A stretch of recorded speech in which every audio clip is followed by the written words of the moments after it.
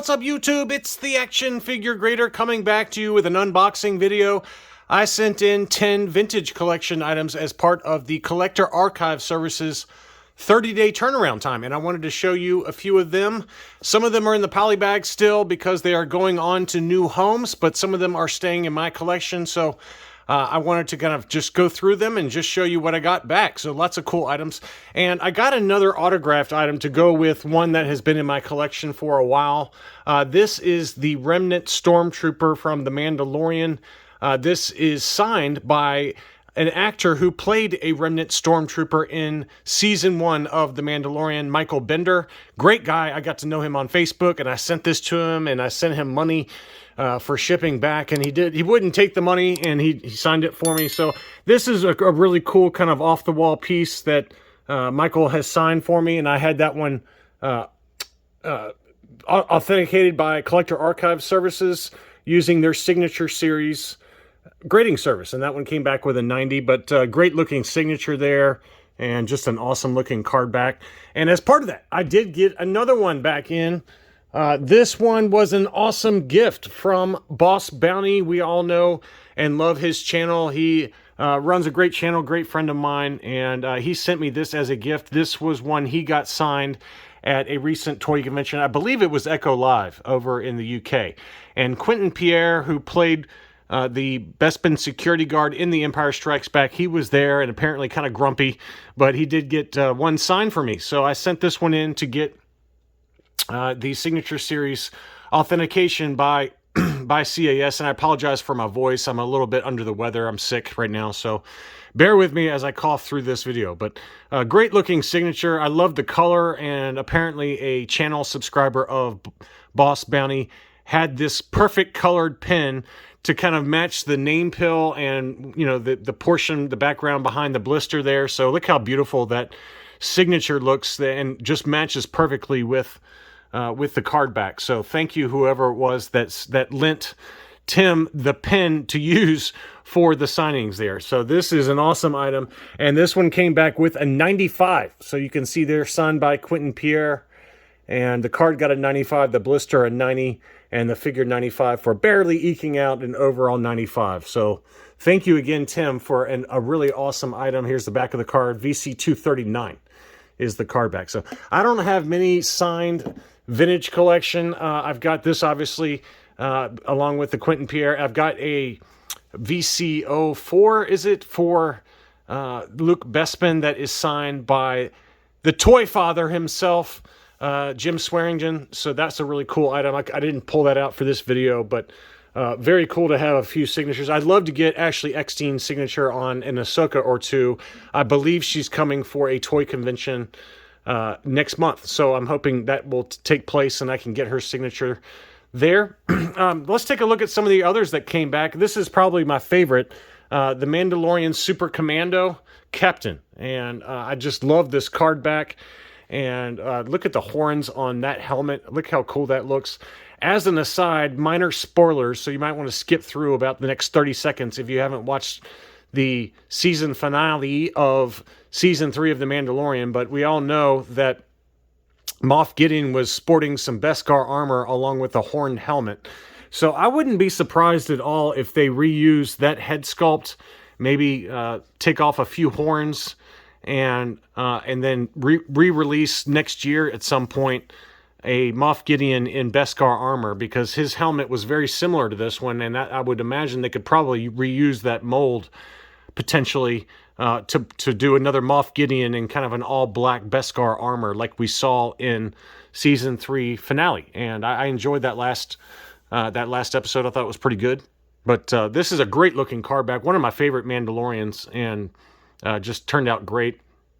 Is it just me, or does his waist look really kind of chubby there? I don't know what it is. It might just be sticking out weird, but yeah, it looks like it is. Like the torso is kind of sticking out a little bit, but nice looking item. And this one came back with a 95 as well. Same subgrades as what the Bespin guard got. 95, 90, 95 for an overall 95 from Collector Archive Services. So That one turned out great, and then I did get a second one, which will be going to a new home there. That one only came back with an 85, but that's okay.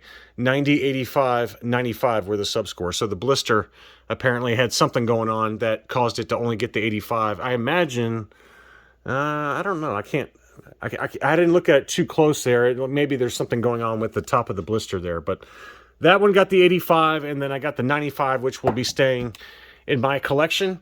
The last kind of Battlefront 2 ARC Trooper that were online exclusives, I finally did get that back, and that is the Umbra Operative. So this, I believe, was an Entertainment Earth exclusive, and I know that Big Bad Toy Store also got some in, so maybe it wasn't. It was just an online, channel exclusive. But I love this one. The colors really pop on this one. I love the yellow, kind of the bright yellow there. Great looking card image.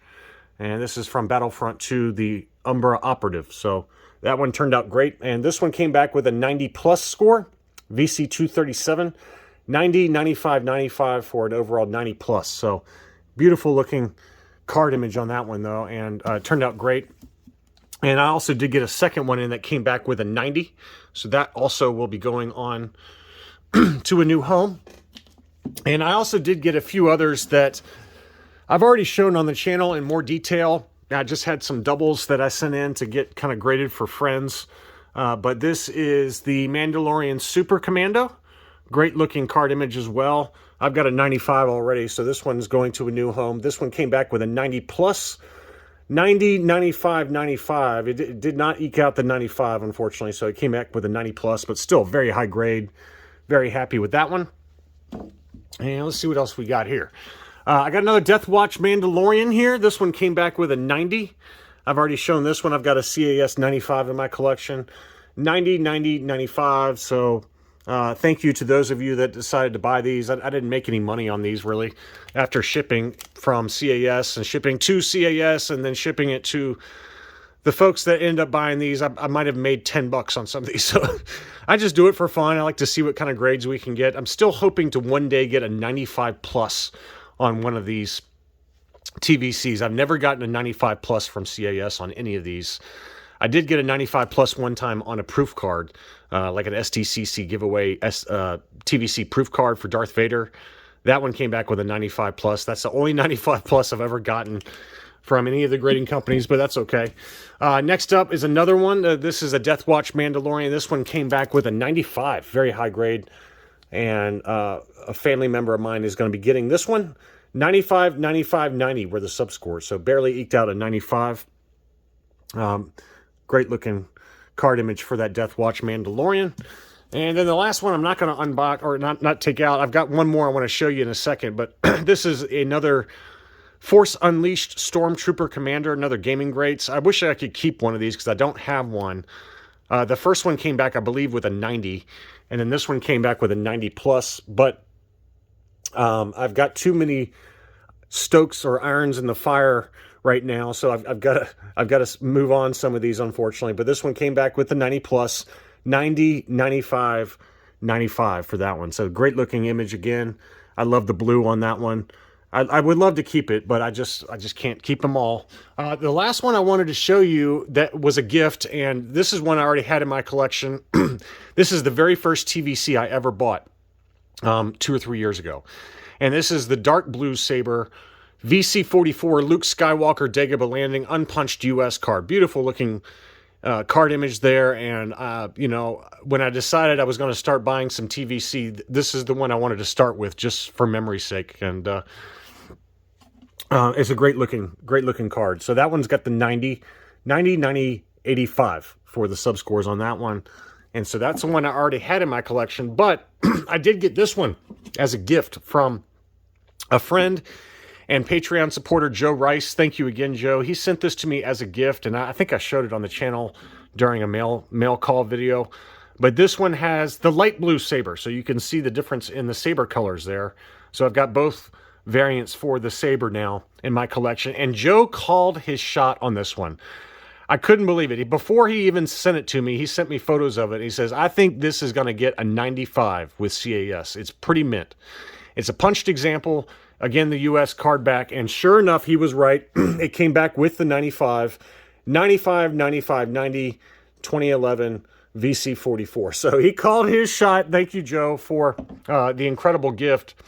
And I can't believe you actually called that, because it's really hard to get high, a 95 grade on the early TVC. I mean, for the recent stuff, yes, it should be fairly, it's not easy, but you can certainly do it with the more recent stuff, because of how, Big Bad Toy Store or, Star Action Figures, they package their stuff really well when they send it to collectors. And but to get it on the early TVC, the TVC 1.0, is very tough to do. And thank you again, Joe. That was a very generous gift, and it's really awesome to now have both Saber variations for probably what is my favorite TVC, VC44. So anyway, I did put together a brief slideshow at the end here to do some close-ups of these figures, as well as the grading labels for those interested. Thanks for those of you who purchased some of these, and I will get them out in the next day or so. Thank you to everyone who watches, and I will be back soon.